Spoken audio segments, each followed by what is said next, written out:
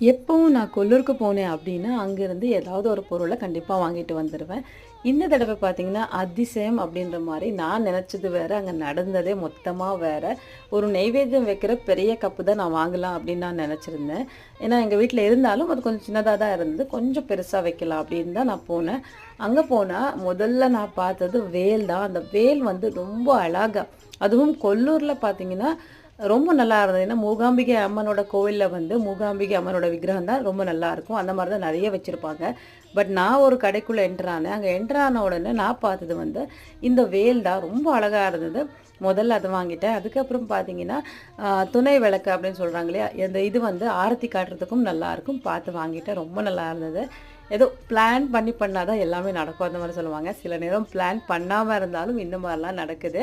ரொம்ப நல்லா இருந்தது. எங்க ஆத்துக்காரரும் நான் கேட்டதுமே எல்லாமே வாங்கி குடுத்துட்டாரு. ரொம்ப சந்தோஷமா இருக்கு. நல்லா இருக்குல்ல?